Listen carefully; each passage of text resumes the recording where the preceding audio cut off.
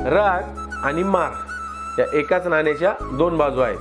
पहा, बरेचसे पालक आपल्या मुलाला शिस्त लावण्यासाठी किंवा चांगल्या सवयी लावण्यासाठी काय करतात, मारतात किंवा रागवतात.